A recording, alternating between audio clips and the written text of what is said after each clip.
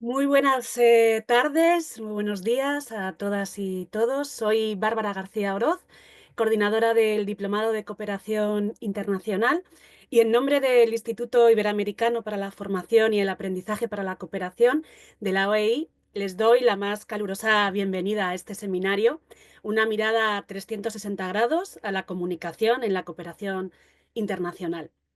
Este espacio, que reúne tanto a profesionales que participan en el Diplomado de Cooperación como a profesionales del sector y público interesado en el tema de la comunicación, ¿no? para el desarrollo.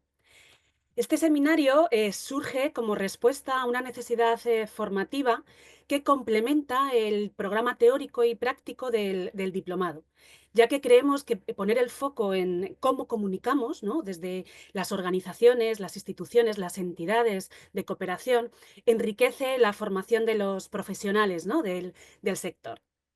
Esta dimensión, que pocas veces se desarrolla, ¿no? en las formaciones, para nosotros es esencial, ¿no? Para el éxito de cualquier intervención en cooperación. La comunicación se ha convertido en un componente estratégico que determina no solo el alcance de las intervenciones, sino también su legitimidad, de compromiso con los socios o de sostenibilidad, ¿no? a largo plazo. Para que la comunicación sea efectiva, hay que planificarla, y lo ideal es hacerlo desde el diseño de los proyectos, ¿no? en los que estamos involucrados, porque se necesitan recursos y también una línea temporal en la que podamos ir programando, ¿no? las actividades importantes dentro del proyecto. Esta comunicación es importante no solo para documentar lo que estamos haciendo, que puede servir para un aprendizaje organizacional, sino para visibilizar los logros, ¿no? del propio proyecto. Y esto también ayuda a comunicar también y para transformar de manera positiva las comunidades en las que estamos trabajando, ¿no? Las comunidades beneficiarias. Y por supuesto incrementa la sensibilización de los temas en los que estamos trabajando, ¿no? En los desafíos en los que trabajamos en el proyecto. La comunicación en la cooperación internacional debe fundamentarse en una planificación estratégica desde el diseño, respaldada por un presupuesto específico y medida a través de indicadores de impacto. Su efectividad también depende de cómo esté de adaptada al contexto en el que estamos trabajando. No es igual cualquier tipo de comunicación dependiendo de dónde estemos, ¿no? Y también del conocimiento y de la práctica que tengamos en el uso de herramientas innovadoras, ¿no? Estas herramientas pueden potenciar, ¿no? el alcance de nuestros mensajes, ¿no? Los que queremos hacer llegar. Por lo tanto, este seminario, que se celebra hoy y el próximo 2 de abril, va a ser eminentemente práctico. ¿Y por qué? Porque tenemos la suerte de contar con el equipo de comunicación de la Secretaría General y también de la Oficina Nacional, en concreto de Colombia, que son los que van a ser ponentes en este seminario, ¿no? En el día de hoy se van a realizar dentro de la sesión, dos intervenciones, una sobre la cooperación de manera más estratégica y sobre la cooperación en los medios, ¿no? Cómo adaptamos los contenidos de la cooperación para el lenguaje periodístico. Esta sesión va a estar a cargo de Yair Esquiaki, que es técnico de comunicación y prensa de la OEI. Y luego, a continuación, Noelia Gordon, que es técnica de imagen y vídeo de la OEI, va a hablar sobre las imágenes que cuentan historias, ¿no? La importancia de capturar el impacto. El próximo día 2 de abril, la sesión estará dividida en tres intervenciones. Cómo comunicar en el entorno digital, que por una parte se hablará de las redes sociales en la cooperación, sobre las plataformas públicas, sobre los públicos, a quién va dirigido, y la planificación estratégica, que estará a cargo de Raquel Aguirre, técnica de comunicación digital. Y, por otro lado, la creación de contenido. ¿Qué tipo de contenido en redes ayuda a transmitir la labor cooperadora, ¿no? Al público en general? Casos de éxito. Estará a cargo de Luz Gancedo, que es técnica también de comunicación digital de la OEI. Y por último, hablará Rocío Devia Toscano, que es responsable de comunicación de la Oficina Nacional de Colombia de la OEI, y nos hablará sobre comunicar la cooperación en terreno, ¿no? Oportunidades y desafíos. Muy interesante. Les invitamos a aprovechar este espacio formativo único donde confluyen diferentes experiencias y perspectivas, también donde hay una diversidad de participantes que vienen de muchísimos países de Iberoamérica, que creo y estoy segura de que va a enriquecer significativamente, ¿no? el diálogo. Y al final lo que sí comento un poco la estructura, es que al final de las sesiones va a haber un espacio de 15 minutos en el que podéis lanzar preguntas, consultas, dudas a través del chat. Va a haber una persona encargada que va a ir recogiendo estas preguntas. Así que nada, les animo a participar activamente y aprovechar la experiencia de nuestros ponentes. Sean todos bienvenidos a este espacio de aprendizaje. Dejo la palabra a Jair. Gracias, Bárbara, por esta introducción y bueno, también en nombre del equipo de comunicación de la Organización de Estados Iberoamericanos, agradecer la participación de todos los que se han inscrito a este seminario. Esperamos que, bueno, esté a la altura de sus expectativas y que puedan también, pues, un poco aprender de cómo nosotros diseñamos y ponemos en marcha la maquinaria de la comunicación que, bueno, a lo largo de estas dos sesiones vamos a estar compartiendo con todos ustedes algunos tips, algunas ideas, ¿no? De cómo podemos nosotros impulsar la difusión de los contenidos que tenemos que comunicar en nuestras organizaciones y que definitivamente, pues, se necesita, ¿no? Como bien decía Bárbara, una planificación, se necesita también que se pueda concebir desde el propio germen del diseño de la cooperación a la comunicación como un valor estratégico y esencial. Y a lo largo de estas sesiones lo que vamos a intentar es un poco ver, ¿no? cómo hacer esto, ¿no? Cómo nosotros podemos convertir a la comunicación en un elemento estratégico dentro de la actividad y dentro del objetivo que persigue nuestra organización, sea cual sea la naturaleza de la organización de la que estemos hablando. Básicamente, pues como comentaba Bárbara, en la primera sesión, pues voy a compartir aquí un poco la pantalla para que podamos ya entrar en materia. Díganme si por favor están viendo. Sí. Sí, perfecto. La presentación y bueno, básicamente en nuestra sesión, bueno, voy a empezar yo hablando un poco, ¿no? De cómo podemos entender la comunicación, como les decía, como un valor estratégico dentro de las acciones que realizan nuestras organizaciones del tercer sector. Básicamente, cuando hablamos de tercer sector, hablamos de organizaciones vinculadas a todo lo que tiene que ver con la economía social, con la economía solidaria, organizaciones gubernamentales y organizaciones no gubernamentales, es decir, ONGs, ¿no? Que se encargan dentro de su razón social o su razón de ser de temas que vayan en beneficio, ¿no? De solucionar problemas que sean de interés social, ¿no? Y que realmente vayan enfocadas a dar algún tipo de beneficio a las poblaciones que constituyen pues una comunidad en particular, ¿no? Y posteriormente vamos a estar hablando de cómo podemos adaptar eso que nosotros hacemos desde nuestras organizaciones para que sea realmente interesante, ¿no? Cómo hacer nuestros contenidos,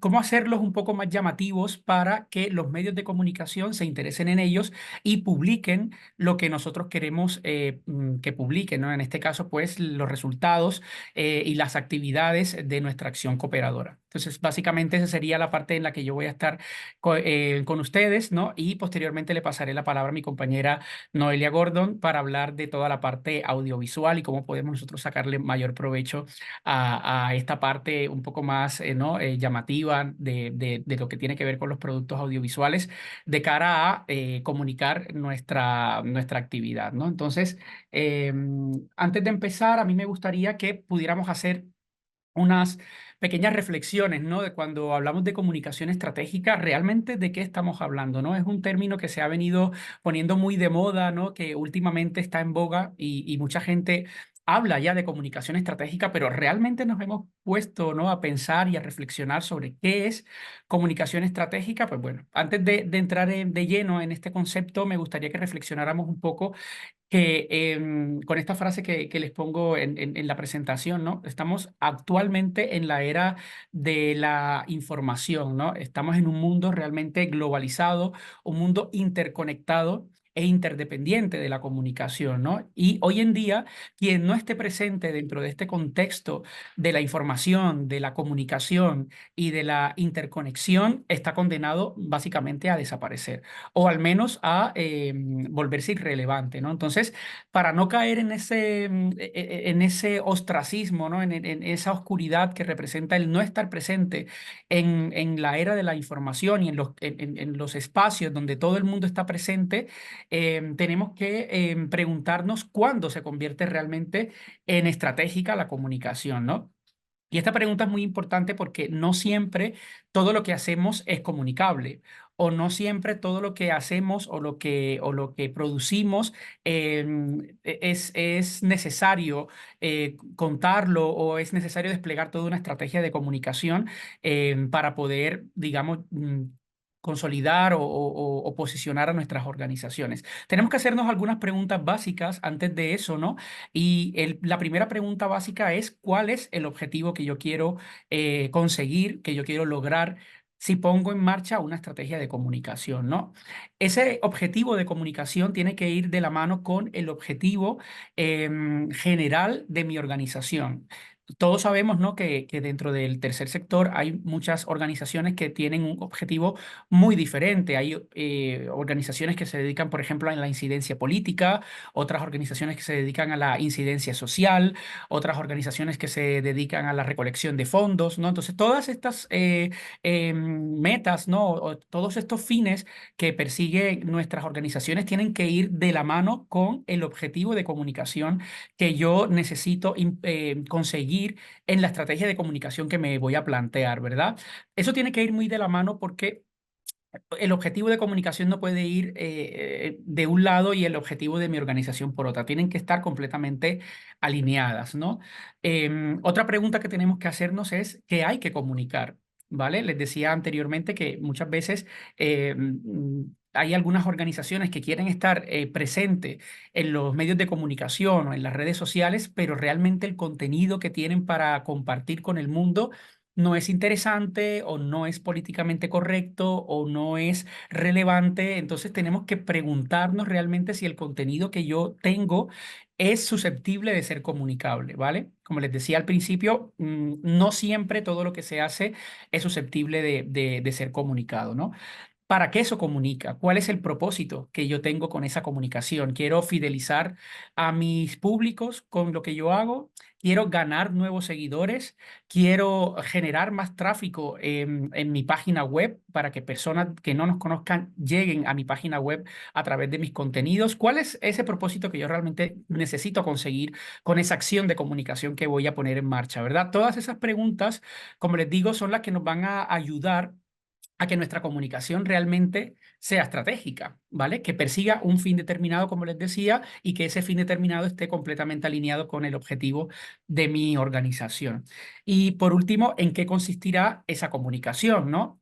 Hay muchas maneras de comunicar una misma idea o un mismo resultado o un mismo evento, ¿no? Una misma situación, por ejemplo. Entonces, esa planificación tiene que venir también acompañada de una serie de estrategias, acciones, ¿no?, que realmente me delimiten a mí mis acciones de comunicación, las iniciativas que yo tengo que poner en marcha para que esa comunicación realmente sea efectiva. Una vez yo tenga todas esas respuestas consolidadas, mi comunicación va a tener un sentido y una lógica mucho más clara, ¿no?, y mucho más alineada, como les decía, con el objetivo de mi organización. Entonces, a ver si puedo pasar aquí.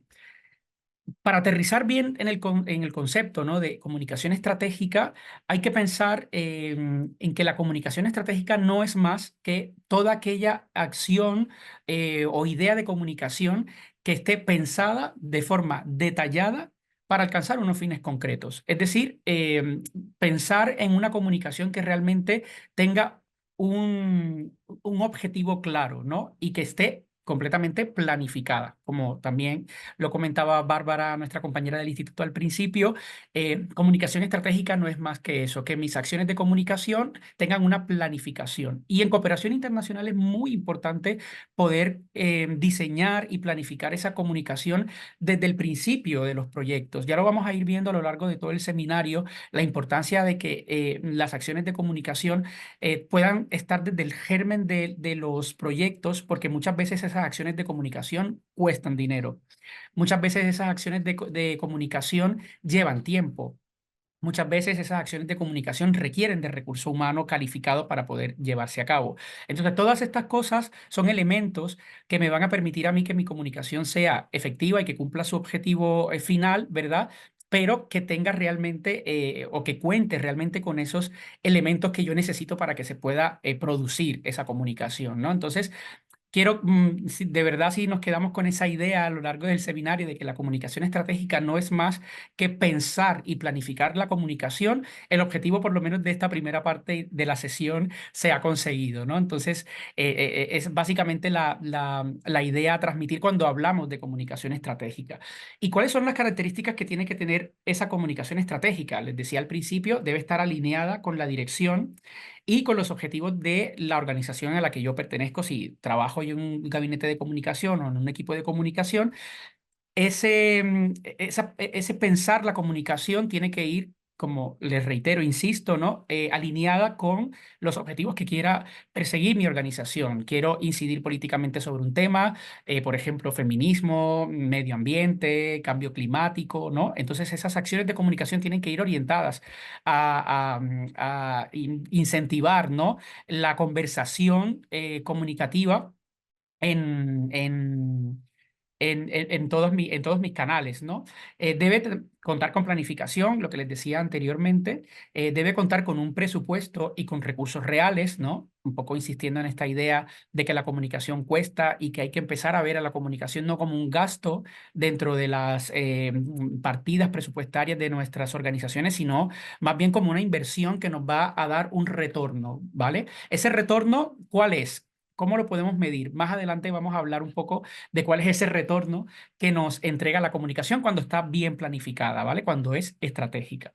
Y debe ser medible. Como también comentaba Bárbara al principio, tenemos que poder plantearnos indicadores que nos permitan al final de la ejecución de las acciones de comunicación o de las estrategias de comunicación saber si realmente fue efectiva esa, digamos, esa acción de comunicación que nos planteamos para poder cumplir ese objetivo. El objetivo se cumplió en un 50%, se cumplió en un 20%, no se cumplió, ¿vale? Esos indicadores nos van a permitir poder medir la comunicación, porque la comunicación es medible, lo vamos a ver a lo largo de la sesión, ¿no? Y bueno, entonces, ¿cuáles son esas utilidades que nos da la comunicación? Muchas veces yo suelo decir que son resultados intangibles, perdón, porque no se pueden realmente tocar, oler, no es algo que yo pueda obtener y decir, mira, esto lo obtuve por comunicación. Muchas veces esos resultados o esos logros, ¿no? que se consigue a partir de una estrategia de comunicación bien planificada y bien implementada, se traducen más bien en elementos que no podemos medir, ¿vale? Pero que realmente son necesarios para nuestra organización.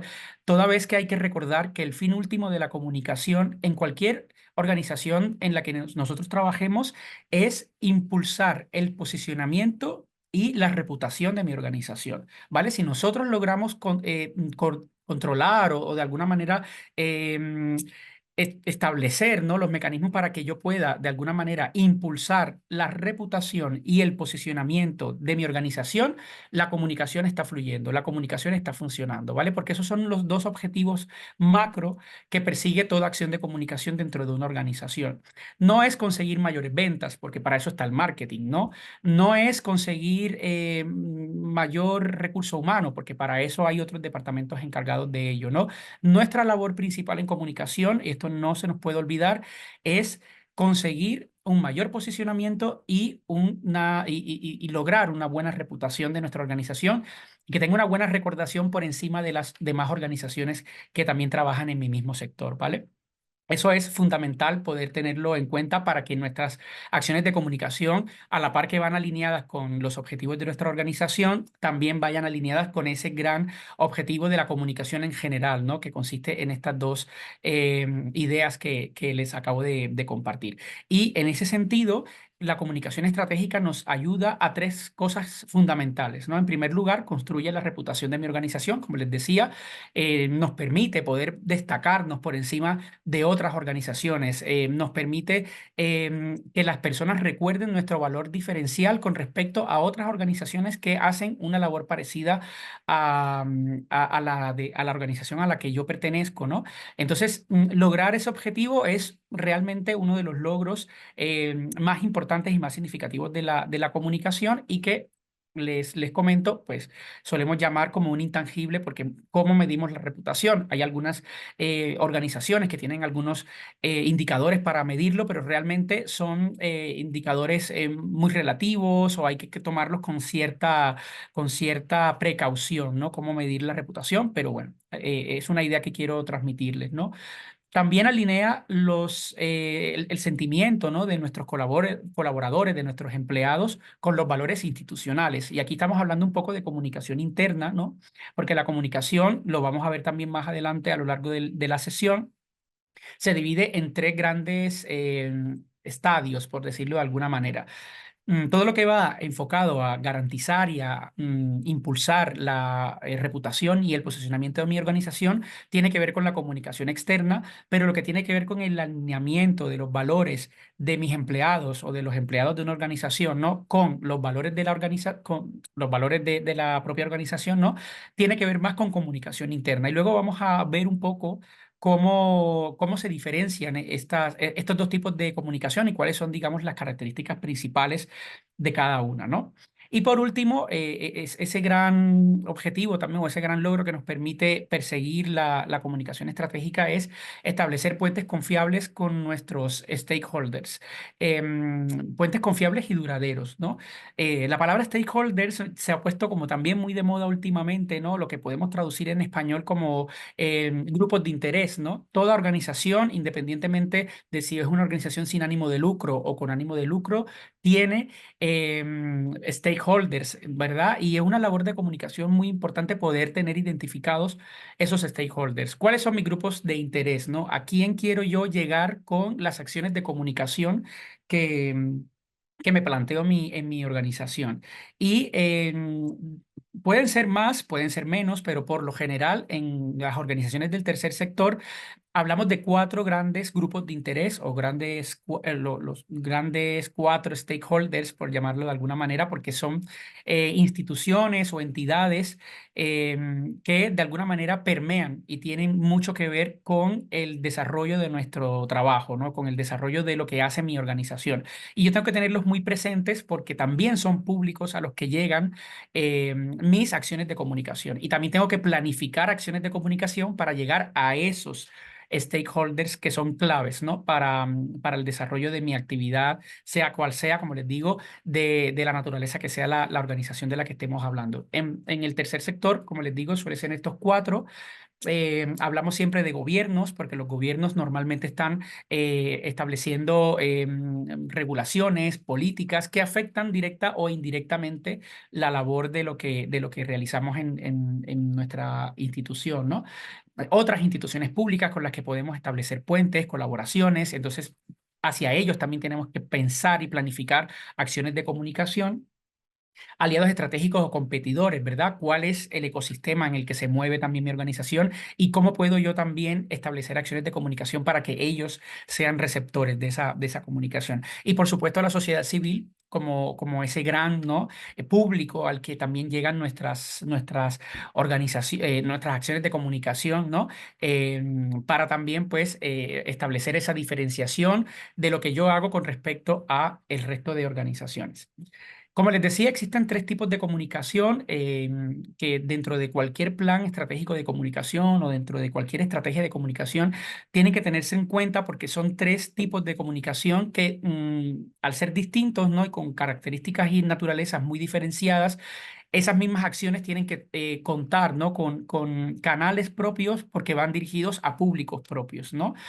Como les decía anteriormente, la comunicación externa es toda aquella acción de comunicación que me permite a mí llegar a públicos por fuera de mi organización y que en definitiva busca un objetivo claro que es el que les comentaba anteriormente y en el que insisto, necesitamos llegar a públicos externos para posicionarnos y para impulsar la reputación de mi organización. Nos ayuda a construir relaciones, como les decía, ¿no? Con competidores, con otros stakeholders importantes para mi organización. Me permite generar escucha activa, ¿no? Es decir, generar diálogo, conversación en las redes sociales, por ejemplo, estar presentes en las conversaciones sobre un tema en particular, ¿no? Si mi organización, por ejemplo, se dedica a la incidencia política y estamos en una coyuntura política en la que se necesita que mi organización gane espacio de visibilidad, la comunicación externa es aquella a la que debo apuntar para que podamos estar presentes en esa discusión pública, ¿no? Em, bueno, nos permite gestionar la reputación, como les comentaba, y la interacción significativa con nuestros públicos, crear comunidad, como se llama o como se suele decir actualmente, ¿no? Crear comunidades a través de mis canales digitales principalmente. La comunicación interna, como les anticipaba también, nos permite, pues eso, alinear los valores de mi organización con los valores de mis empleados, que mis empleados se sientan parte, ¿no? de la cultura de la organización. Me permite también generar espacios para que los propios empleados y colaboradores de la organización participen.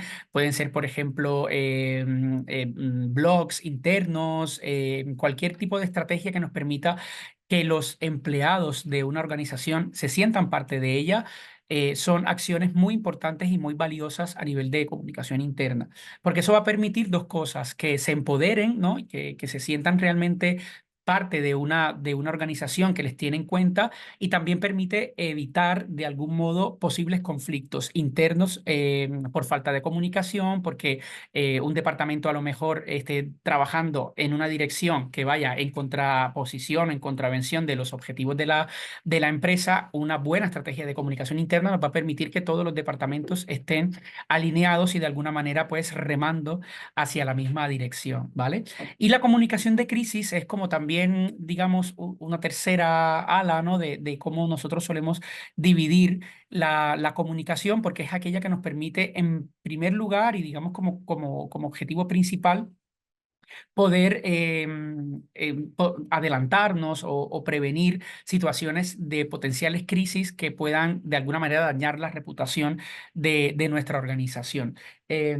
Una organización que tenga mucha visibilidad, pues también va a tener mucho riesgo, ¿no? de estarse expuesto a situaciones de crisis reputacionales en medios de comunicación, en redes sociales. Entonces, la comunicación de crisis bien planificada nos va a permitir contar con protocolos que nos ayuden a establecer cuál es el paso a paso, ¿no? Cuál es la senda que debemos seguir, cuáles son esos mensajes que se tienen que establecer cuando nos enfrentemos a potenciales crisis, ¿no?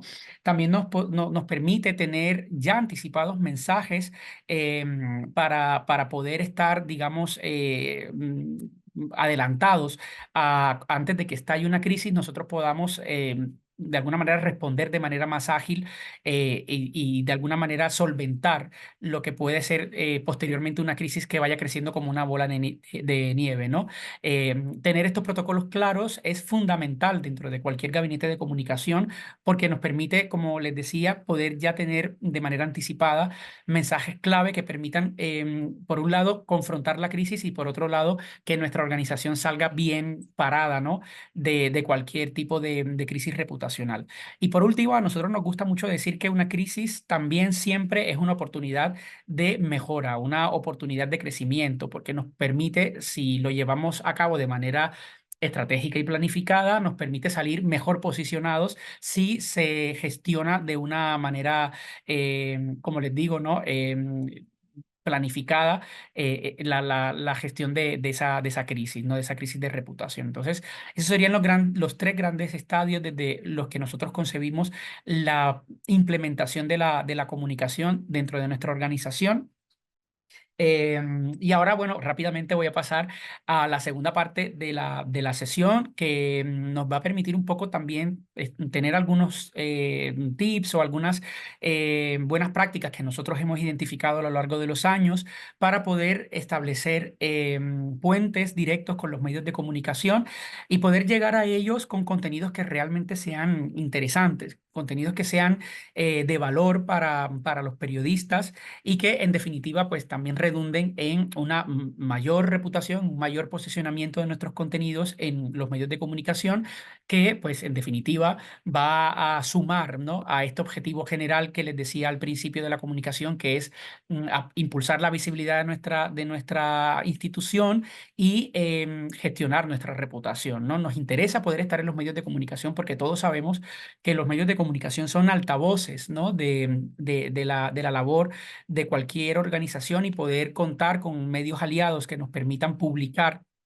los resultados de nuestros informes, los resultados de los eventos en donde nosotros contemos con la participación, por ejemplo, de expertos en alguna materia, nos va a permitir realmente dentro de la opinión pública poder estar en un lugar privilegiado, en un lugar en donde las personas puedan tener una mayor recordación sobre nuestra organización, independientemente del sector en el que trabajemos, ¿no? Entonces, para ello, he traído algunas ideas, ¿no? Que yo creo que van a poder ser muy interesantes y que a lo largo de los años, como les decía, nos han funcionado bastante bien para llegar justamente a los periodistas y establecer relaciones estables con ellos para que nuestros contenidos realmente sean interesantes. Lo primero es planificar. Planificar es la palabra clave. Yo creo que he sido muy insistente y muy repetitivo con ella, pero es fundamental. No es baladí, ¿no? Pensar que la comunicación es simplemente darle un botón y ya está, ¿no? Hay que planificar. Y planificar con las áreas técnicas es fundamental porque son ellos en definitiva, los que cuentan con la información que nosotros luego vamos a transformar en productos comunicacionales que van a ser interesantes para los medios de comunicación. Cuando hablo de áreas técnicas, hablo de pues los especialistas que trabajan en nuestras organizaciones. Vuelvo y repito, si nuestra organización, por ejemplo, se dedica a la incidencia social de un tema concreto, por ejemplo, se me ocurre, temas de género, por ejemplo, seguramente mi organización va a contar con especialistas, con personas expertas en ese tema y ellas son la materia prima con la que yo voy a transformar esa información en temas que realmente sean de interés para los medios. Yo suelo decir que los periodistas, cuando tenemos información relevante, información interesante que aportar, es como si estuviéramos dándole golosinas a un niño, porque realmente de eso se trata, ¿no? El periodismo, poder ofrecer a a la sociedad información que sea de interés, que sea de relevancia para la creación, ¿no? De una discusión o de un diálogo social en cualquier tema, ¿no? Y entonces tenemos que poder tener la capacidad de estar allí donde se está produciendo realmente la discusión y los medios de comunicación son el vehículo indispensable para poder lograr ese objetivo, ¿no? Y para ello también tenemos que trabajar con datos. Los periodistas normalmente no trabajan con información vacía, necesitan datos, información, cifras, porque eso va a ser realmente lo que sea que haga que nuestro contenido sea de interés para ellos. Siempre que tengamos una cifra, un dato, em, el resultado de una investigación, por ejemplo, que pueda a nosotros de alguna manera posicionar nuestro nombre en medios de comunicación y que al periodista le suponga información de relevancia para sus lectores o para sus oyentes o para sus televidentes, va a haber una relación, ¿no? De ganar-ganar. Nosotros como comunicación de la organización ganamos en poder estar presente en ese medio de comunicación y el periodista gana también porque va a tener información de relevancia para ofrecer a su audiencia. Entonces, es una relación win to win, ¿no? Pero para poder llegar a ello es necesario estos dos pasos que les acabo de comentar, trabajar con las áreas técnicas de manera planificada y con datos, ¿no? Un tercer tip que podemos compartir, ¿no?, con todos ustedes es trabajar con ganchos periodísticos o con perchas periodísticas, como se suele decir también en algunos países. ¿Esto qué significa? Poder trabajar con un calendario, por ejemplo, que nos permite identificar cuáles son los días claves, cuándo se conmemoran fechas especiales, cuándo nosotros podemos entrar, como les decía, en esa conversación o cómo mi organización puede de alguna manera también estar presente en la discusión que se va a generar tanto en medios de comunicación como en redes sociales sobre determinado tema, ¿no? Entonces, el Día Internacional el Día Mundial ¿no? De cualquier cosa. Hoy en día hay días mundiales para todas las cosas que no se puedan imaginar. Pues la intención también de comunicación o un elemento clave también para nosotros es poder identificar cuáles son esos días clave para la actividad que realizamos nosotros en nuestra organización. Y eso va a permitir que con planificación suficiente podamos llegar al día, ¿no? Con contenidos producidos, planificados, de calidad, para poder ofrecer a los medios de comunicación, ¿no? Y ellos lo van a aceptar y lo van a recibir con bastante beneplácito, porque como les digo, esos días realmente funcionan como una amplificadora, ¿no? Un amplificador o una bocina amplificadora para posicionar en los medios un tema determinado. El Día Mundial contra el Cáncer. Pues si mi organización es una ONG que se encarga de hacer estudios o informes sobre esta temática en particular, créanme que si nosotros logramos entregar contenido de calidad en el marco de ese día o en esa coyuntura, va a tener un recorrido muy amplio en medios de comunicación. Luego también destacar a nuestros expertos es una estrategia muy importante porque, como les decía también, seguramente en sus organizaciones cuentan con personas que son voces autorizadas en sus países para hablar de cualquier tema en el que ellos sean expertos. Poder ofrecerlos como fuentes confiables de información es fundamental porque nos va a permitir, pues, lo que les decía, ¿no? Poder posicionarnos como una fuente confiable y que el periodista, más allá de que nosotros le mandemos información como notas de prensa, etcétera, sea lo contrario, nos llame a nosotros, ¿no? Para que le ofrezcamos expertos o especialistas en cualquier materia. Cuando nosotros logramos pasar de ser los emisores de la información a que un periodista nos consulta a nosotros para ser fuente de información, la comunicación está siendo realmente estratégica y de alguna manera está cumpliendo su fin, ¿no? Y por último, una cosa que también solemos hacer y que a mí me gusta llamar empaquetar la información es poder ofrecerle al periodista la información de la manera más masticada posible para que él realmente use la información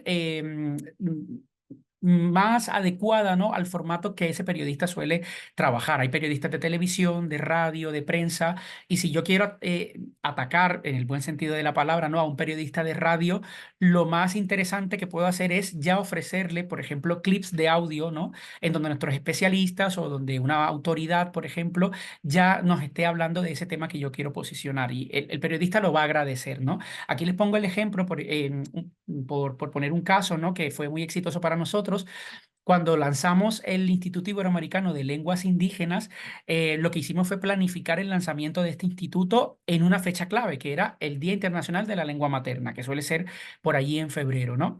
Lo que hicimos para poder estar presente en varios medios de comunicación fue empaquetar la información, y a los medios que eran de radio o que tenían el formato de audio, ¿no?, sean podcasts, emisoras, etcétera, lo que hicimos fue mandar también, junto con la nota de prensa y todo el kit, información en formatos auditivos para que ellos pudieran usarlo en sus programas. Y digamos, esta estrategia funcionó muy bien, tanto así que salió, ¿no?, en un programa de alta audiencia de Radio Televisión Española, como saben, la radio pública española con una audiencia bastante alta y para nosotros un rendimiento, digamos, de comunicación bastante satisfactorio. Entonces, bueno, son tips que quería de alguna manera en este poco espacio que tenemos en el seminario de compartir con ustedes algunas herramientas de comunicación para poder llegar a los periodistas.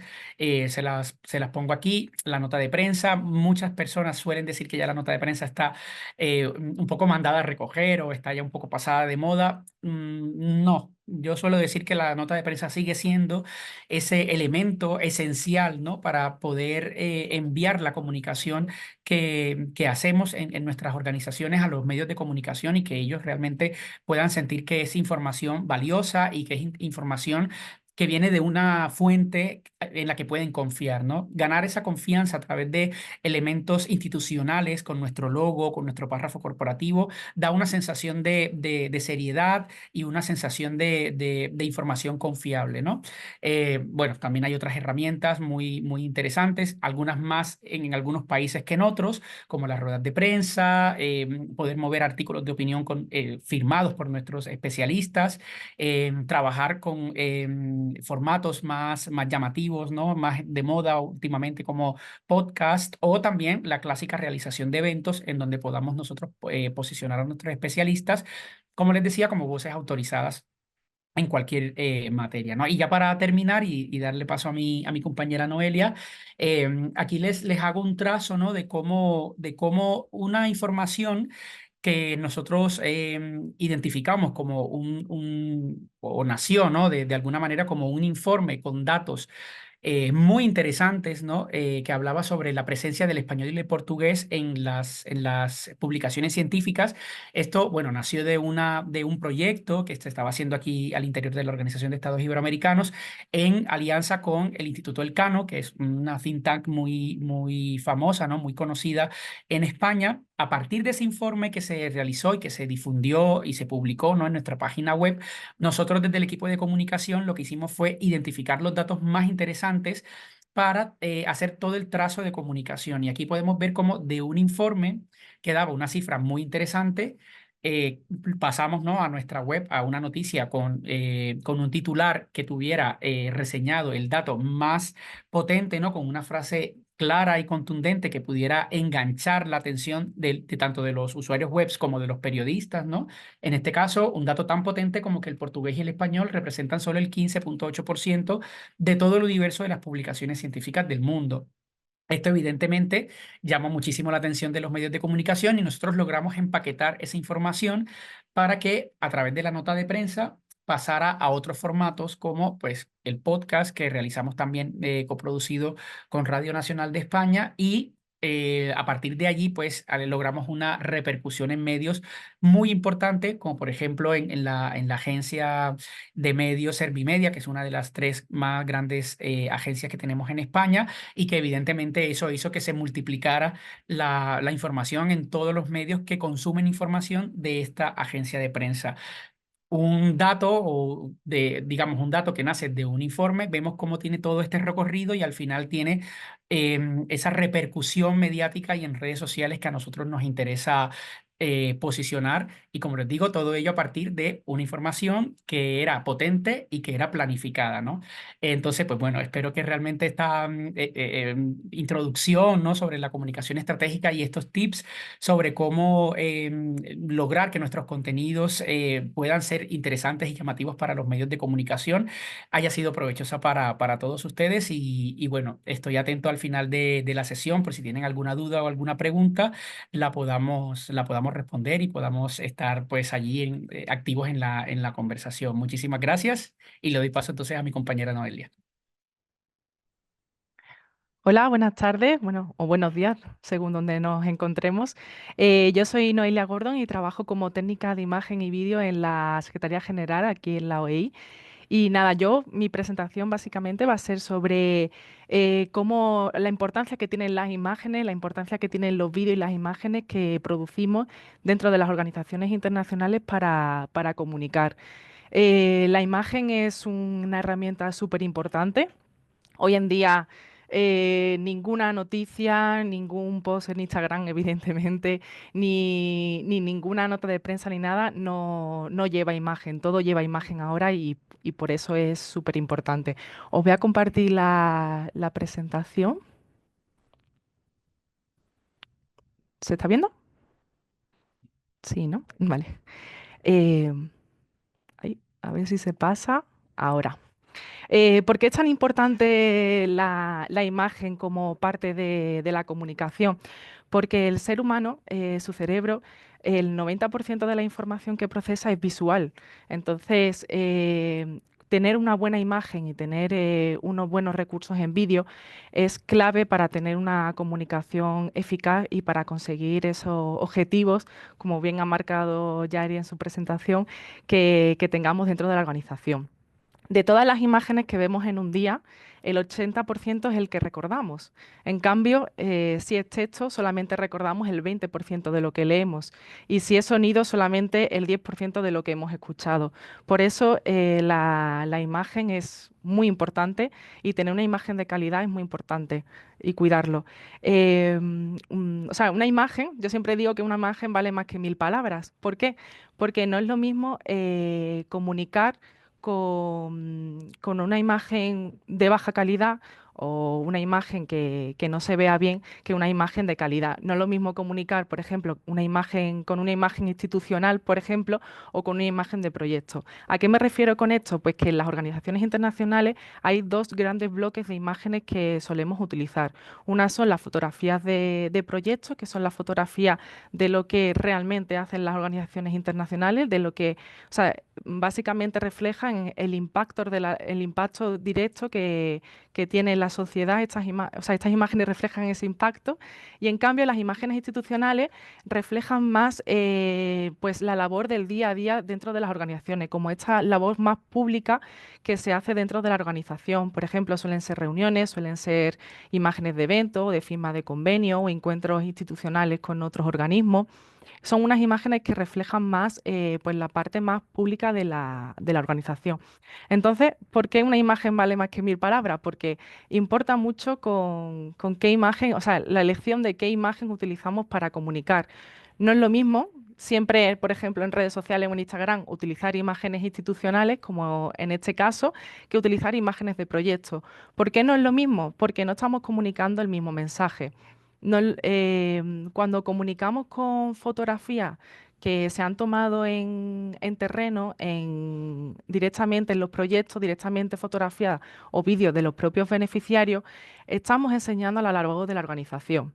En cambio, las imágenes institucionales, que también son igualmente necesarias en el día a día, comunican un mensaje mucho más pues de la labor o de lo que se hace en el día a día.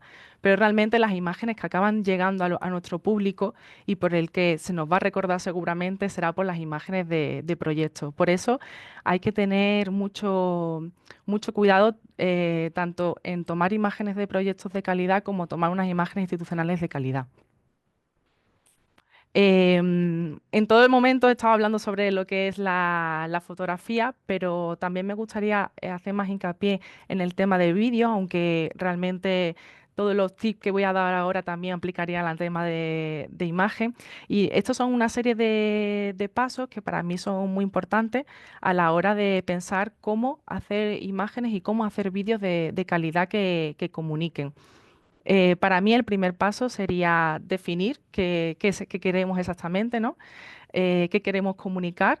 Luego sería, a raíz de saber qué es lo que qué es lo que queremos, definir el formato y el estilo que queremos darle. Luego también, muy importante, como también creo que ha comentado Jair en su presentación, es el tema del presupuesto. Con cuánto dinero contamos, con cuántos recursos técnicos o cuánto equipo humano contamos para poder hacer realidad esas ideas que tenemos. Luego, sabiendo ya estos tres primeros pasos, ya podemos empezar a hacer lo que es un guión o una estructura narrativa de cómo sería nuestro vídeo. En el caso de la fotografía sería planificar cómo tomaríamos esta fotografía. Luego, otro punto clave, siempre cuando hacemos imágenes y vídeo, es contar con los derechos de protección de datos de las personas que aparecen en nuestro vídeo, que ya más adelante hablaremos de cada uno de estos puntos, luego más adelante hablaremos sobre eso. Luego también hablaré sobre algunas plataformas donde podemos encontrar recursos audiovisuales que nos servirán para hacer el trabajo si no contamos con imágenes propias o vídeos propios, pues estas plataformas nos dan recursos de imágenes, de música y de vídeos libres que podemos utilizar para comunicar. Y luego también una última parte sería una serie de tips en cómo montar vídeos o en cómo revisar estos vídeos para luego posteriormente difundirlo. Bueno, en la primera parte, en definir exactamente qué queremos, sería primero saber qué mensaje queremos transmitir. O sea, exactamente cómo nos gustaría que la otra persona se sintiera después de ver el vídeo o después de ver la fotografía que hayamos tomado. O sea, nos gustaría que la otra persona se sintiera informada o me gustaría que la otra persona sintiera cierta sensibilidad sobre un tema que le estoy mostrando o, por ejemplo, me gustaría que la otra persona, o sea, hacer que la otra persona haga alguna acción, la movilice, pues, quiera hacer algo después del vídeo que ha visto. Luego, a lo mejor, o lo que quiero, por ejemplo, es dar visibilidad a un tema que estamos tratando. Básicamente sería, este primer paso sería saber qué es lo que queremos transmitir y qué nos gustaría que la otra persona sintiera o hiciera o supiera después de ver nuestro vídeo. Una vez que tenemos eso definido, lo siguiente sería saber a quién va dirigido, porque no es lo mismo comunicar, esto pasa en comunicación en general, pero bueno, en este caso estamos especificando en la fotografía y el vídeo. No es lo mismo comunicar a un nivel más institucional o a lo mejor a un nivel más de expertos. No es lo mismo para ello que, por ejemplo, para niños o un mensaje, por ejemplo, para adolescentes. O no es lo mismo, por ejemplo, tampoco comunicar para lo que puede ser España o en los mensajes como pueden ser en Argentina o en otro país de Latinoamérica. Entonces, bueno, sería saber a qué público nos vamos a dirigir. Muchas veces en el día a día, cuando nosotros trabajamos, siempre decimos, bueno, ¿y a quién va dirigido esto, no? Y nos dicen, al público en general.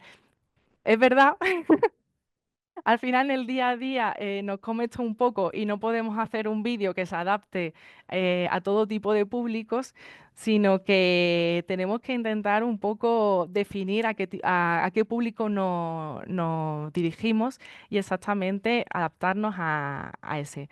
Y luego ya una vez que tenemos definido eso, lo siguiente sería saber el tono del vídeo. Porque, por ejemplo, si nosotros queremos sensibilizar, a lo mejor imagínate, imaginaros, queremos sensibilizar a un público adolescente, no podemos utilizar un tono de experto, tendríamos que utilizar un tono más emotivo, más cercano, a lo mejor bajando un poco el lenguaje y mostrando pues cómo sería una problemática en la adolescencia, pero desde un punto más bajo, no tan de técnico o experto. O, por ejemplo, si nosotros nos estamos refiriendo a instituciones o a expertos, en este caso se aplicaría este lenguaje mucho más técnico o experto y a lo mejor el emotivo y el cercano a las instituciones no les llega tanto o a los expertos no les llega tanto, sino lo que ellos buscan es un vídeo donde se le dé más información sobre un tema específico que ellos controlan.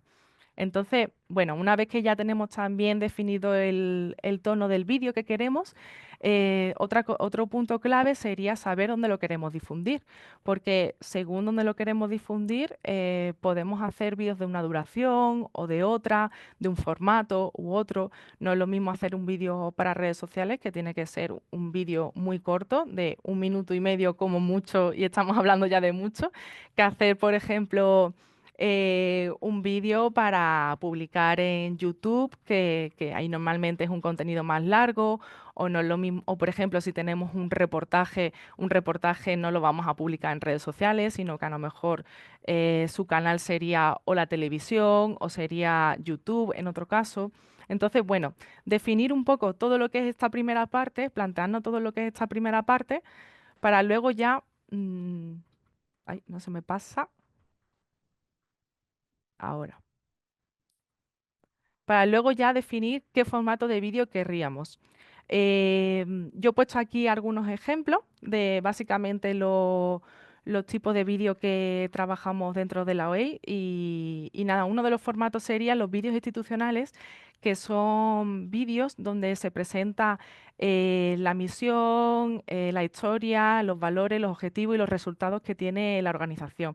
Normalmente son piezas de una duración de 1 minuto y medio, 2 minutos y medio o así, donde se presenta de una forma resumida qué es lo que la organización hace y con quién trabaja.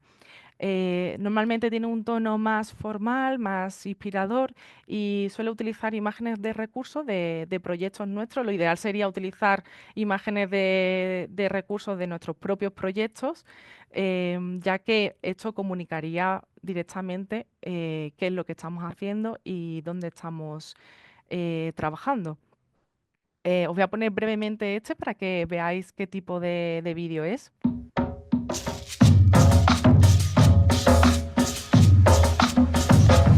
A OEI é a primeira e maior organização de cooperação governamental e multilateral da Iberoamérica. Contamos con una extensa presencia territorial en la mayor comunidad de lengua portuguesa y española. Bueno, ha sido brevemente solo. Para que lo veáis, como veis es un vídeo donde se presenta con gráficos donde estamos, es un vídeo donde se utiliza la voz en off, donde se utilizan recursos, donde se utiliza también, nosotros utilizamos mucho los recursos de subtitulado, no solamente porque en redes sociales todos los vídeos van subtitulados, sino que también es un recurso bastante inclusivo para la gente que no puede escuchar. Entonces, pues nada, pues este es el tipo de vídeo que hemos hecho. Luego también están los vídeos de proyectos o programas. Estos son vídeos que directamente muestran lo que se hace específicamente en terreno, o sea, muestran las iniciativas que tenemos en nuestros proyectos y y muestra realmente quiénes son nuestros beneficiarios. Este tipo de vídeo es más informativo, es más cercano, normalmente cuenta con entrevistas, cuenta con recursos del sitio donde se está desarrollando el proyecto. También puede contar con voz en off. Voz en off, por si no lo saben, es la voz que se escucha por encima de los recursos de los vídeos. O sea, cuando escuchan una voz como locutada, a eso nos referimos a voz en off. Normalmente son vídeos donde hay un relato en primera persona, donde se está contando cómo es la vida de esa persona en ese proyecto y suele tener también una música bastante emotiva. ¿Veis pasando? Luego están las entrevistas y los vídeos de entrevistas. Son vídeos que normalmente se utilizan para un público más experto, ya que normalmente se trata de un tema que trabaja la OEI y, por ejemplo, en este caso era el liderazgo distribuido, donde se le pregunta a un experto una serie de preguntas que él contesta, entonces, con un lenguaje mucho más técnico. Entonces, este tipo de vídeos serían más para personas que buscan un tipo de contenido concreto sobre lo que hacemos. Y normalmente es un formato donde hay un juego de preguntas y respuestas. Y nada, pues a lo mejor hay algunos gráficos que explican lo que está respondiendo la persona, a lo mejor a veces también se incluyen recursos, pero normalmente es simplemente la imagen de la persona, la pregunta y la respuesta que da esta persona. Luego, uy, perdón. Luego, otro tipo de vídeo que utilizamos son los spots, las campañas, son vídeos que son para sensibilizar, es para hablar sobre un tema específico que está trabajando la organización y sensibilizar sobre una realidad con la que estamos trabajando. Normalmente es un tono más, o sea, tiene un tono más directo, es más emotivo, son vídeos que cuentan con una historia, un storytelling. No es tanto un vídeo tan, por ejemplo, como pueden ser los otros que reflejan directamente la realidad, sino que a lo mejor es más ficcionado, por así decirlo, para llegar a emocionar o bueno, tiene otro tipo de contenido. Mira, si quieren, les pongo este sobre la campaña que tuvimos de volver a estudiar. Todos fomos à escola. Todos fuimos a la escuela. Todos nós fomos para a escola. Todos fuimos a la escuela. ¿Y sabemos cuánto cuesta levantarse temprano? Cuando lo único que querés Es dormir. que es cansador estar tantas horas cursando. Y después tener que seguir estudiando en casa. Que muchas veces Los números no se entienden. Como ven, es otro tipo de vídeo donde directamente, bueno, en este caso son futbolistas, que lo que están es sensibilizando sobre un tema que pasa en Latinoamérica, que muchos niños dejan de trabajar y dejan, perdón, de estudiar porque o sea, quieren dedicarse al fútbol. Entonces, esta campaña o sea, iba para sensibilizar sobre esta problemática y la necesidad de que estos niños sigan estudiando y no dejen sus estudios por jugar al fútbol, sino que es algo que se puede hacer en paralelo. Luego, otro tipo de vídeos que también utilizamos mucho en la cobertura de eventos son vídeos que resumen seminarios, eventos, foros o actividades que organiza la organización. Son vídeos normalmente que suelen ser para redes sociales porque son vídeos muy, muy cortos para resumir lo que ha sido ese día de jornadas y normalmente incluye planos recursos, entrevistas y las imágenes de los asistentes. Os pongo este ejemplo rápidamente.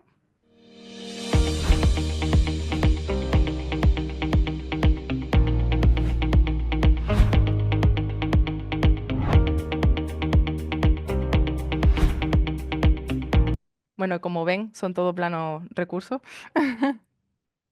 Luego también están las imágenes, los vídeos para redes sociales, que son vídeos que suelen tener otro formato. Como han visto, todos los formatos anteriores eran horizontales.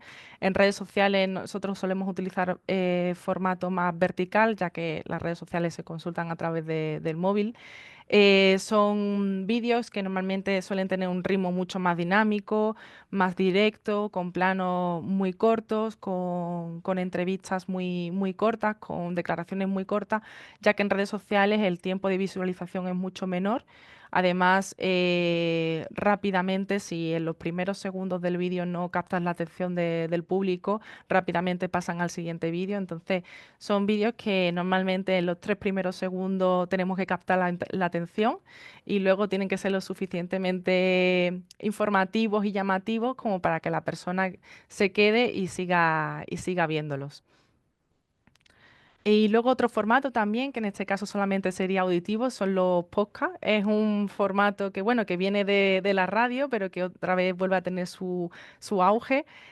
Nosotros tenemos el espacio iberoamericano en Radio Nacional de España, como comentó antes Jair, y bueno, es un formato que también es muy bueno para difundir la labor que tiene la organización, ya que permite en otro formato, o sea, permite consumir el contenido de otra forma, donde no hace falta verlo, sino que simplemente escuchando, ¿no? Al final los podcasts yo no sé si a vosotros os pasa, pero yo, por ejemplo, consumo mucho podcast y mucho tiempo, en mi tiempo libre, suelo escucharlos. Entonces, al final es un formato que acompaña mucho en el día a día, bien en los momentos de espera o mientras haces otras cosas, o, por ejemplo, en los momentos muchas veces de desplazamiento de un sitio a otro en coche o en transporte público.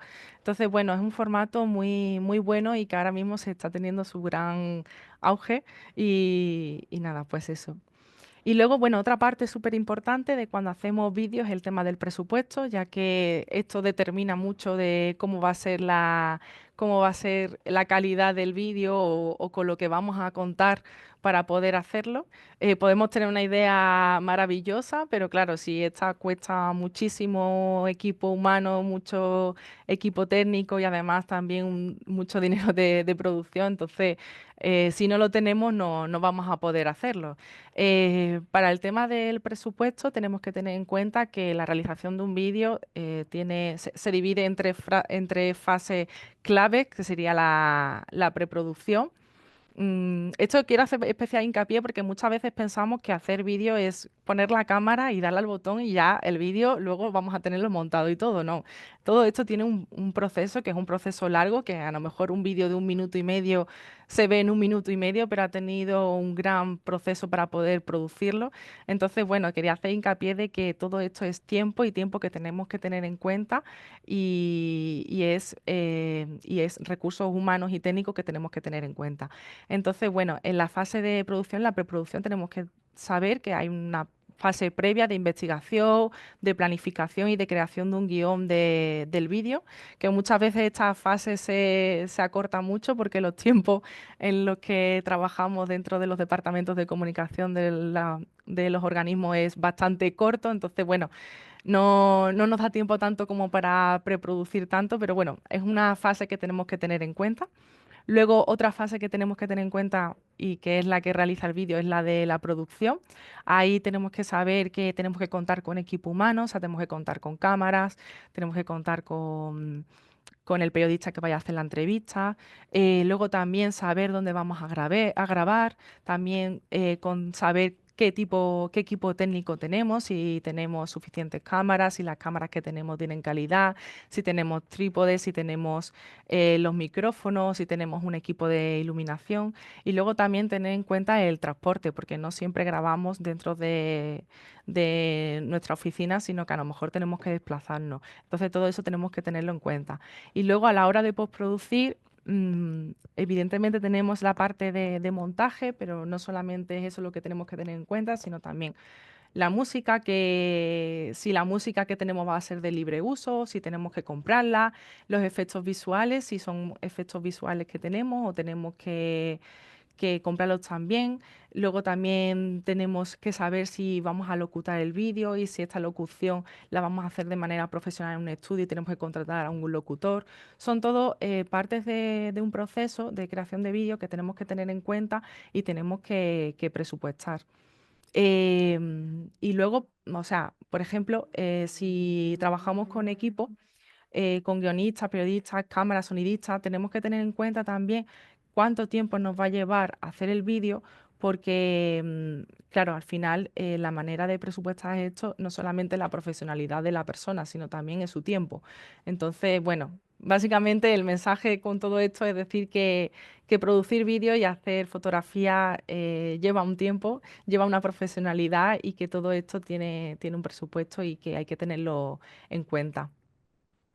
Para hacer el guión y la estructura del vídeo, después de definir todo lo anterior, normalmente, como ya he comentado, lo primero sería hacer como una pequeña introducción, o sea, como una pequeña frase primera cuando montamos el vídeo, cuando pensamos en nuestro guión, sería como incluir una primera frase o algunas primeras imágenes que impacten y llamen la atención del público para que se queden a ver ese vídeo.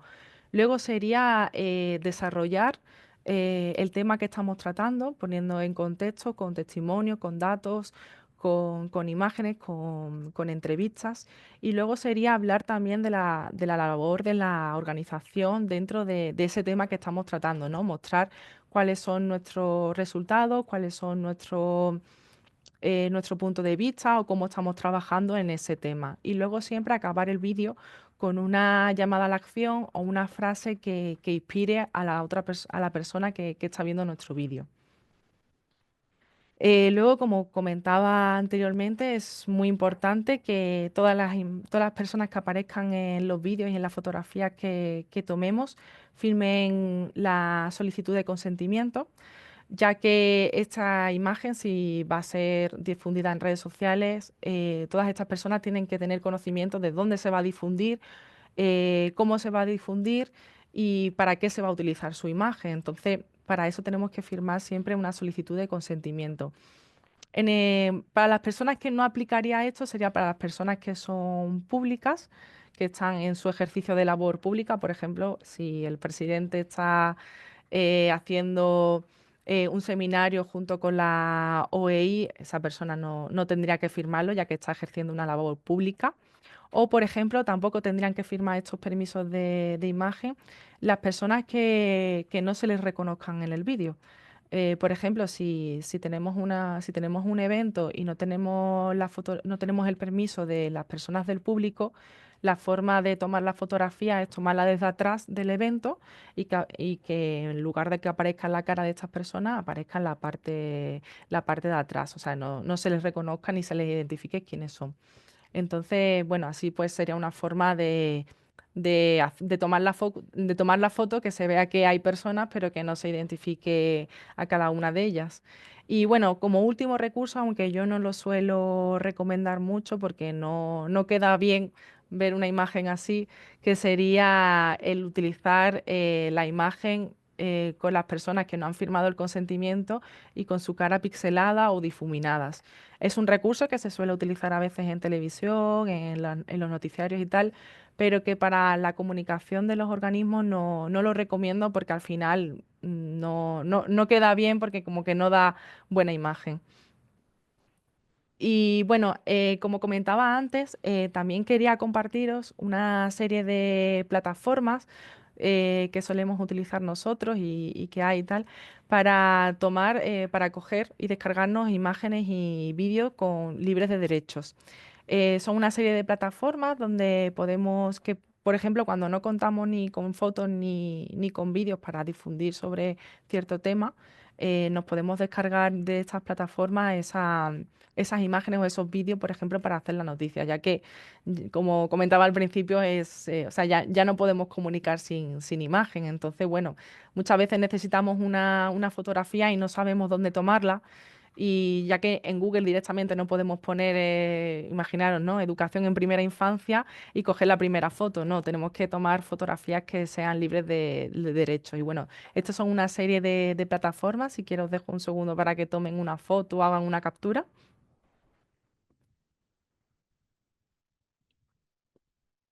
Y bueno, continuamos. Y luego también me gustaría compartir con vosotros una serie de tips a la hora de montar o de revisar un vídeo. Porque muchas veces ya no solamente nos toca a nosotros montar el vídeo, sino a lo mejor lo que nos toca es simplemente revisar el vídeo que ha hecho una productora o que ha hecho otra persona. Entonces, bueno, hay que tener una serie de cuestiones básicas en cuenta para que ese vídeo cumpla con los estándares y con la calidad. Lo primero de todo siempre es, cuando vayamos a montar, es organizar el material que tenemos de grabación, clasificar todos los clips, todos los audios, todas las entrevistas y seleccionar los cortes que más nos interesa, seleccionar los planos que queremos que aparezcan, seleccionar las imágenes que tienen que aparecer. Esa sería como la primera parte. Luego la segunda parte sería visualizar todo el material completo para saber qué es lo que exactamente queremos. Y luego sería, otro punto clave también sería importante, que a la hora de hacer vídeo busquemos siempre referencias visuales de lo que hacen otros organismos o las cuentas de otras entidades que nos gustan cómo hacen vídeo o cómo comunican. Yo, por ejemplo, en mis cuentas de redes sociales tengo con marcadores, tengo marcado, por ejemplo, vídeos que me gustan o fotografías que me gustan cómo han sido tomadas y así me voy haciendo como una carpeta, como una biblioteca de recursos que me han gustado para ir un poco generando lo que es un estilo propio, ¿no? Viendo cómo se está haciendo y qué es lo que me gusta de lo que se está haciendo para ir generando un estilo propio. Luego otra cosa súper importante a la hora de montar o de revisar un vídeo que ha hecho otra persona es tener en cuenta que cuando comunicamos es muy importante saber que menos es más. O sea, cuanto menos saturado esté un vídeo, cuanto menos saturada esté una imagen, mejor comunica. Porque no es lo mismo comunicar un mensaje muy adornado, que entonces como que no sabes dónde mirar, no sabes dónde está el mensaje principal que comunicar con un mensaje que es claro, que se entiende y que directamente todos los elementos de ese vídeo, todos los elementos de esa imagen te llevan y te evocan al mensaje que estamos comunicando. Entonces, siempre que montamos vídeos, siempre que revisamos un vídeo o lo vemos, es importante fijarnos que lo que tiene los elementos necesarios para comunicar.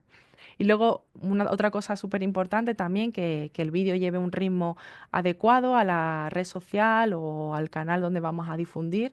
Como he comentado antes, en redes sociales el ritmo es mucho más dinámico que, por ejemplo, a lo mejor un vídeo para YouTube o un vídeo que vamos a ver, un reportaje, por ejemplo, que vamos a ver en televisión. Entonces, es importante siempre visualizar si el ritmo es adecuado.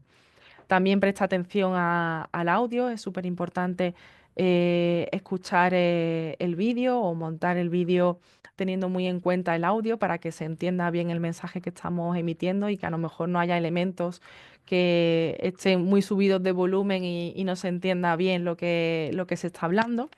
Luego otra cosa súper importante es incluir subtítulos. Como comenté antes también, nosotros utilizamos mucho este recurso ya que normalmente hoy en día no vemos tanto los vídeos con sonido, sino que lo vemos sin sonido.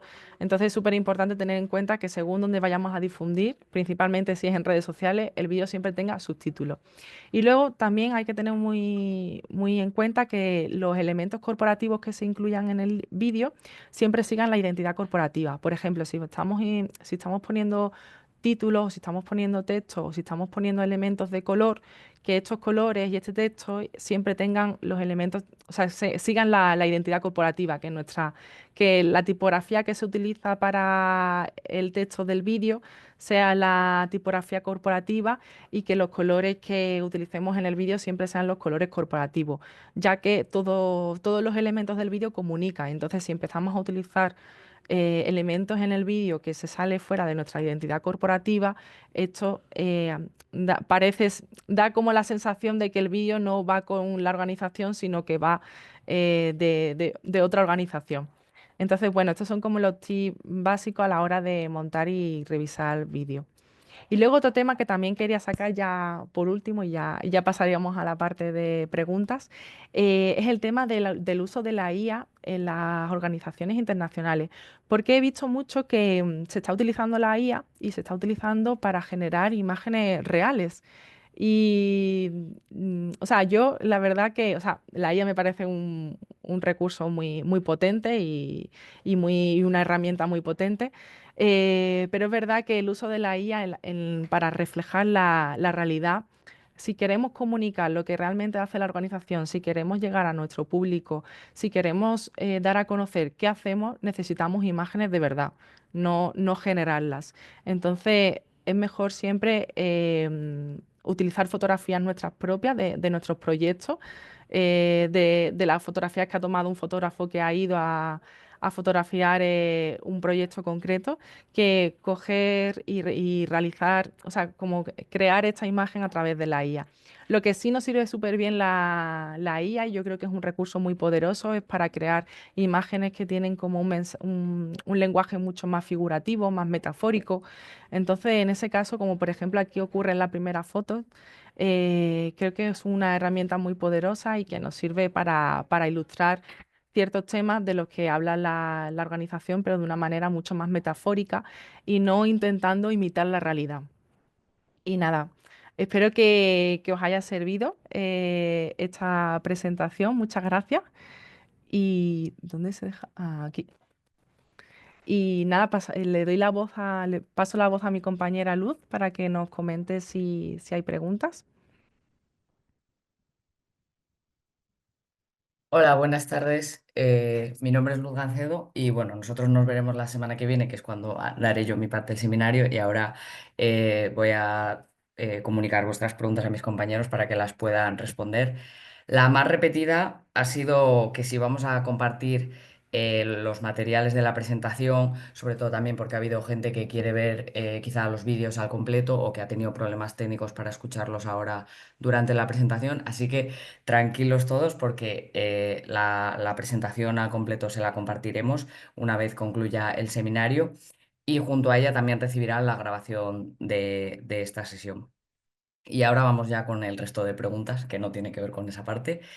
Hola a todos y en especial al equipo OEI. Me gustaría que profundizaran en los posibles indicadores para la comunicación estratégica en términos de cooperación y qué recursos pueden ser utilizados a tal efecto. Y nos dan las gracias por el seminario. Esta yo creo que sería más bien para Jair, ¿no?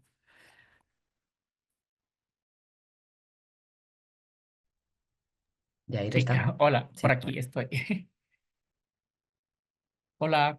Sí, bueno, nosotros en comunicación solemos tener varios indicadores, como les decía, que nos van a permitir a nosotros medir el impacto realmente de las acciones de comunicación que estamos realizando.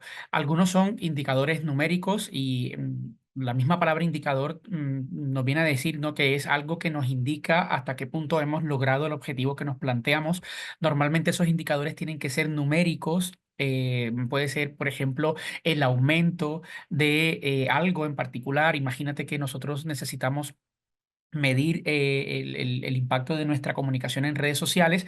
Entonces, un indicador bastante propio, ¿no?, para este tipo de canales es medir el aumento de crecimiento en seguidores o suscriptores o, bueno, como se llame en cada red social. Entonces, ese indicador numérico para nosotros en comunicación es bastante valioso porque nos va a dar la medida de que realmente nuestros contenidos están siendo interesantes y las personas se están suscribiendo o se están de alguna manera conectando con ese contenido que nosotros estamos proveyendo, perdón, en nuestras redes sociales. Entonces, Como ese, hay varios, ¿no? Podemos hablar también de porcentaje de aumento, podemos hablar de aumento de seguidores, podemos hablar de aumento, por ejemplo, de de número de notas de prensa enviadas durante un periodo determinado. Un indicador en general lo que tiene que poder decirnos, o la información que nos tiene que poder proveer, es hasta qué punto nuestras acciones de comunicación están siendo efectivas y eficientes. Y normalmente van en función de medida de aumento o de crecimiento, ¿no? Entonces, todos estos patrones numéricos o porcentuales a nivel de comunicación nos van a venir muy bien, porque son los que nos van a evaluar de manera positiva que realmente estamos teniendo un impacto en nuestra comunicación, ¿vale? Entonces, no sé si esa respuesta ha sido clara para quien la haya preguntado, pero bueno, cualquier cosa. También aprovecho para decir que nosotros estamos disponibles, bueno, nuestros compañeros del Instituto de Formación, y bueno, para todas las personas que se han inscrito al seminario, cualquier duda o inquietud que también pues no se pueda, o porque no nos dé tiempo de responder en este espacio, pues vamos a estar disponibles también, y muy gustosos de responderlas por correo electrónico a través de nuestros compañeros del instituto. Así que bueno, aprovechaba para decir eso. Pasemos a la siguiente pregunta. Noelia, nos preguntan, ¿qué crees que es lo más importante para capturar una imagen de proyecto? Y aprovecho y te hago otra que también está relacionada con este tema, si contestas a las dos a la vez. Cuando la cooperación es para el fortalecimiento institucional o de políticas públicas, donde no hay un terreno para visitar y registrar, nos es difícil capturar imágenes que se salgan de la típica foto de personas, generalmente hombres, de traje en un escritorio firmando un convenio, etcétera. Es un desafío lograr imágenes diferentes y atractivas. ¿Alguna sugerencia de su experiencia? Es decir, por un lado, cómo capturar buenas imágenes de proyectos, y por otro lado, cómo hacer de esos actos institucionales pues, que nos aporten fotografías que se salgan un poco de lo institucional. Pues mira, empiezo con las de proyecto. Para capturar una buena imagen de proyecto, tanto si hacemos fotografía como vídeo, para mí lo esencial es ir anteriormente al sitio y conocer la gente, hablar con la gente, los beneficiarios de los proyectos, hablar con los técnicos, hablar con las personas, por ejemplo, si estamos hablando de una formación que se está haciendo en una zona más rural, hablar con los docentes, un poco empaparse de todo el contexto, conocerlo muy bien, no solamente de manera teórica, sino de propia experiencia, e ir fijándose en todo, ¿no? El ir al sitio, conocer cómo es el sitio, conocer cómo es la gente, conocer cómo es la dinámica, ir con la cámara mirándolo todo y fijándose en todos los detalles, porque muchas veces si nos fijamos en las propias paredes de los sitios, hay carteles, hay dibujos por ejemplo, hay textos que nos pueden servir para ilustrar el proyecto. Entonces, esto es súper importante. Sobre todo es mirar y observar cuál es el contexto y en el sitio donde nos encontramos. Y sobre todo empaparnos, hablar con la gente, tener conversaciones, saber cómo es su día a día, saber cómo le ha llegado el proyecto, qué es lo mismo más importante, o sea, cómo se han sentido, pues todo eso. Para mí eso es lo más importante, porque luego ya la fotografía y el vídeo va saliendo solo. Ya una vez que conoces esa realidad que viven ellos, la fotografía y el vídeo ya te va saliendo solo y ya sabes qué fotografiar. Y luego en cuanto a la otra pregunta, que también es muy oportuna, porque la verdad que muchas veces nos pasa, ¿no? Que al final lo que tenemos es una comunicación muy institucional, porque nos encontramos en una oficina y no podemos ir al sitio a tomar fotos. En este caso, bueno, no sé si el caso es que no hay posibilidad de ir, pero existe actividad o sea, existe actividad en terreno, pero no puedes ir. En ese caso, a lo mejor sería que alguien que estuviera allí tomara fotografías y la mandara, pero si no es el caso y no hay una actividad en terreno y toda la comunicación es institucional, pues sería aquí ya más complejo, porque por ejemplo nosotros lo que solemos hacer cuando tomamos fotografías de eventos y de firma de convenios es un poco jugar con el espacio, no solamente tomar una fotografía estática y dinámica de la persona así quieta hablando o posando delante de una bandera o posando delante de un roll-up, sino que estas fotografías sean gesticulando, sean moviéndose, sean de expresión, sea en acción. Entonces es una forma también de hacer una fotografía institucional mucho más dinámica y mucho más diferente que la típica fotografía en la que salen todos de pie, así quietos, con las manos cruzadas. Entonces, bueno, sería una forma. Y luego otra forma también es explotar el espacio al máximo.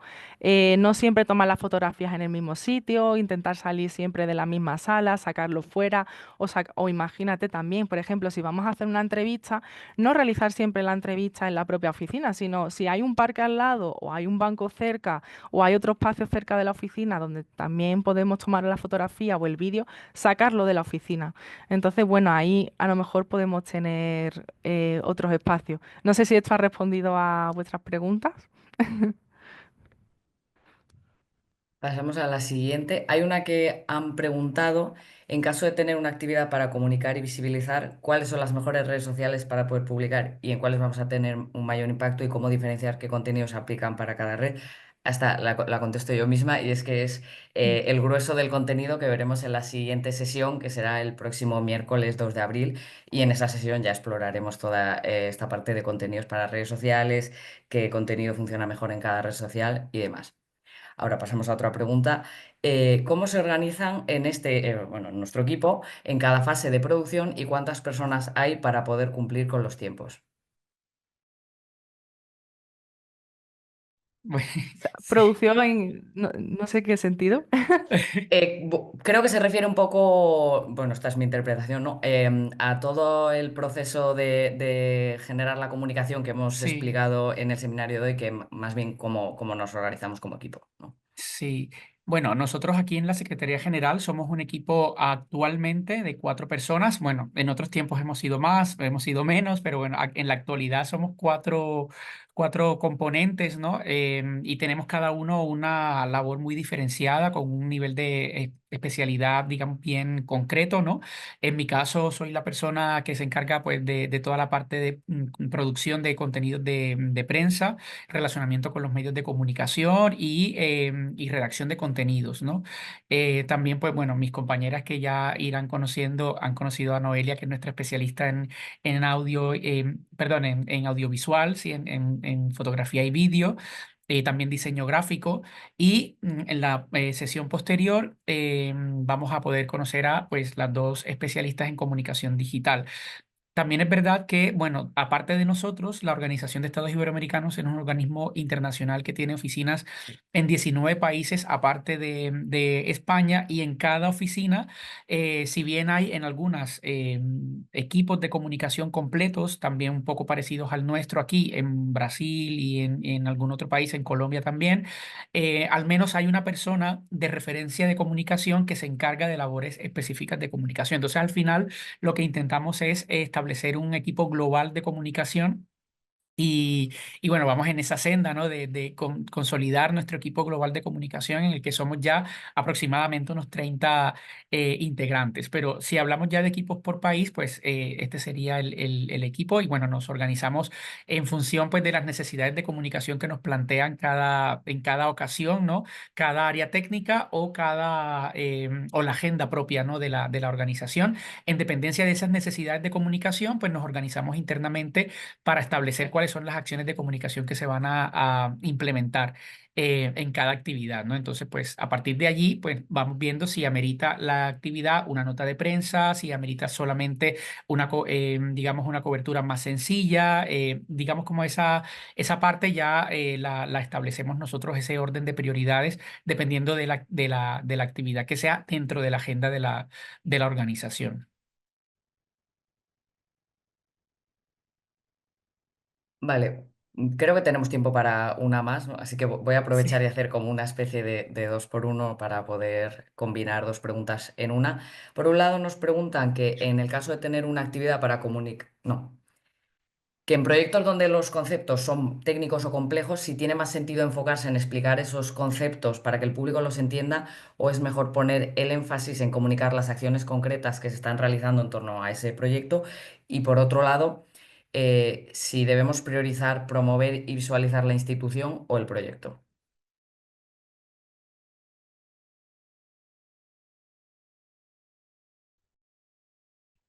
Vale, bueno, no sé, podemos responderla quizás, bueno, a medias, o me puede complementar mi compañera, pero bueno, nosotros, si entendí bien la primera pregunta, ¿me la puedes un poquito repetir, Luz, por favor? Sí. En proyectos donde los conceptos que los sustentan son bien técnicos o complejos, ¿tiene Mm. más sentido enfocarse en explicarlos para que el público los entienda o es mejor poner el énfasis en comunicar las acciones concretas que se están realizando? Sí, bueno, en ese caso, bueno, nosotros es verdad que en comunicación somos de alguna manera traductores y cuando digo que somos traductores es porque entendemos, ¿no? Que la actividad técnica que hacen las áreas más especializadas, por ejemplo, en la Organización de Estados Iberoamericanos tenemos departamentos técnicos, ¿no? De educación, de ciencia, de cultura y cada una de esas áreas tiene un lenguaje muchas veces muy técnico, muy elaborado, incluso muy farragoso, ¿no? Y nuestra labor en comunicación siempre, siempre, siempre es intentar traducir ese lenguaje, ¿no? Demasiado técnico, incluso demasiado académico, a un lenguaje que pueda ser realmente entendible para toda la sociedad en general, porque recuerden que la comunicación está donde están nuestros públicos, ¿vale? Y partiendo de ese principio, si mi público no entiende realmente el lenguaje en el que yo le estoy entregando la información, ahí ya hay un cortocircuito, ¿no? En el proceso de la comunicación, ¿no? De emisión, emisor, receptor, mensaje, canal. Ahí ya está habiendo una interferencia en el mensaje, ¿no? Porque el mensaje no está siendo claro. Entonces nosotros como profesionales de la comunicación tenemos que poder tener la capacidad de transformar y como les decía, ¿no? Al principio, de traducir ese mensaje para que realmente llegue al público. En nuestro caso es más importante el mensaje porque trabajamos en cooperación. Entonces, lo que se tiene que comunicar realmente es el resultado de esa cooperación. No en vano, no es nuestro eslogan es hacer que la cooperación suceda. Pero para poder transmitir esa cooperación, tenemos que, de alguna manera, transformar esos mensajes técnicos, difíciles, farragosos, en un lenguaje que pueda ser realmente entendible y claro para nuestros públicos. Entonces, en esa parte, pues te diría que más el mensaje que la acción de comunicación, porque para eso, digamos, es nuestra labor de comunicación poder, luego ya que tenemos el mensaje clarificado, poder luego establecer esas estrategias para poderlo comunicar de manera efectiva. Y no, bueno, no sé la segunda parte de Sí, la la pregunta. segunda parte de la pregunta era qué se debe primar a la hora de visibilizar en los contenidos, si la institución o el proyecto, y yo me voy a tomar la osadía de responder que creo que lo importante es visibilizar el proyecto sin perder de vista la institución, que al final es la que impulsa ese proyecto. No sé si Sí, tienes tal algo más que cual. añadir. Ah, vale, perfecto. Tal cual, no, allí ya. Sí, Vale.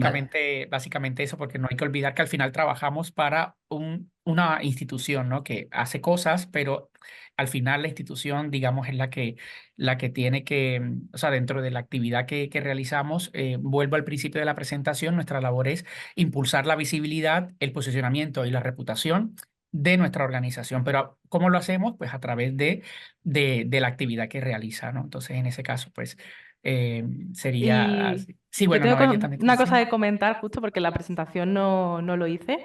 Es que muchas veces podemos también comunicar un proyecto y también comunicar la institución. Nosotros, por ejemplo, cuando estamos haciendo una fotografía de un beneficiario, también puede estar presente nuestra marca. Por ejemplo, nosotros si vamos a una zona rural, ¿no? Y va uno de nuestros técnicos a lo mejor con un chaleco donde aparece aquí el logotipo de la OEI, o a lo mejor lleva un sombrero o una gorra donde va el logotipo de la OEI. Cuando se toma esa fotografía del proyecto donde salen los beneficiarios y donde también sale el técnico, al final de cierta manera también sale nuestra marca, ¿no? Entonces, también podemos comunicar institución comunicando proyectos. Y nada, era un recurso que a veces utilizamos y que, bueno, que quería comentar, ¿no? La importancia también de crear materiales con nuestro logotipo que al final acompañen también cuando vayamos a tomar fotografías en los proyectos, que al final estos materiales también comuniquen, ¿no? Que nuestra marca está ahí, que ha llegado al beneficiario y que al final, pues eso. Vale, también nos están preguntando mucho que si va a haber certificado y nos responden desde el instituto que sí, a las personas que participen tanto en esta sesión como en la de la semana que viene el miércoles recibirán un certificado. Y bueno, yo voy a seguir haciendo preguntas pues hasta que nos echen, ¿no? ¿Cómo asegurar la calidad de los productos comunicacionales cuando se trabaja con socios implementadores de los proyectos y que muchas veces ellos mismos las generan sin gran tecnicismo ni conocimiento comunicacional específico? Aquí ya es más complicado, la verdad. Eh, bueno, al final, si la hace otro socio, es que es complicado también que si al final hace estos productos y no le ha prestado la suficiente atención o no ha podido hacerlo de una calidad suficiente porque no tienen los materiales. Al final, bueno, es que depende del material, ¿sabes? Al final ahí está un poco, ahí entra la creatividad que puedas tener para reaprovechar esos recursos. Nosotros, por ejemplo, a veces nos ha llegado vídeos que no están bien grabados, que tienen un sonido deficiente, que a lo mejor nosotros queríamos ponerlo en un formato horizontal y no nos han grabado en vertical. Bueno, pues al final hay ciertos recursos para convertir ese vídeo en horizontal y si tiene un sonido deficiente, intentas editarlo un poco y le pones subtítulos como para que esté mejor. Igual, si nos llega una imagen que ha estado mal tomada, bueno, pues búscanos la forma en la que esta imagen no sea tan grande, hacerla más pequeña, nosotros a lo mejor hacerle otro diseño encima. Es que depende. ¿Eh? Sí, también otro recurso, por ejemplo, que solemos utilizar cuando si vamos a difundir la presentación de un informe o de un estudio, utilizamos el recurso de los mockups, que es poner esta imagen de la portada del informe en un mockup para que, bueno, de cierta forma no comunique solamente la portada, sino que tengas como una foto donde está integrado nuestro informe y esa otra forma también de comunicarlo. Depende del material, depende. Al final ahí entra mucho la creatividad de cada uno para resolver esos problemas. Vale, y me comentan que ya tiene que ser la última pregunta, así que voy a aprovechar y hacer como una especie de popurrí de todas las que nos han llegado sobre la parte final de tu presentación, Noelia, sobre el uso de la inteligencia artificial en las imágenes, porque sí que es cierto que ha despertado bastante curiosidad y como es un tema que está ahora en boga, pues también poder aportar un poco de luz al respecto. Preguntan, ¿y si utilizáramos fotografías o imágenes generadas por IA, que si ha sido ampliamente utilizado por instituciones no gubernamentales, o si sabemos que ha sido utilizado y en caso de haberlo sido utilizado, si especificamos la fuente con la que se ha creado? Sí, yo he visto ya en ciertos, algunos informes, incluso también publicidades que veo por la calle y tal, donde se utiliza la IA en organizaciones no gubernamentales, en instituciones y tal. Es verdad que siempre que la utilizan la acaban citando que ha sido generada por IA. Por ejemplo, si lo hacemos en un informe, aunque utilicemos esa imagen y no tengamos la obligatoriedad de poner la autoría, pero sí tenemos que poner que siempre ha sido generada por IA, porque al final es que son imágenes que no han sido realidad, que están como, están generando una realidad, pero no son reales, ¿no? Entonces esto tienes que especificarlo siempre. Yo, la verdad que nunca estoy muy a favor de utilizar estas imágenes para generar una imagen realista, ya que para eso lo mejor sería ir a tomar la foto y tomar una foto realista, porque al final la imagen que te genera la inteligencia artificial, aparte de que ahora mismo, pero vamos, que esto es cuestión de tiempo, no está del todo pulida porque se nota mucho en las bocas, se nota mucho en las manos. Si os fijáis en las imágenes que genera la inteligencia artificial, al final las manos están raras, no generan bien los dedos. Entonces, se ve que no son reales y aparte es que no es real, ¿sabes? Al final es como un estereotipado también de la realidad. Entonces, lo mejor es tomar fotografías reales y utilizar para crear otro tipo de imágenes, más metafóricas, por así decirlo. Y Ya estaría, sí, sí. Muchas gracias a todos por vuestro tiempo hoy y nos vemos la semana que viene, espero. Sí. Muchísimas gracias a todos, de verdad. Hasta muchas luego. gracias.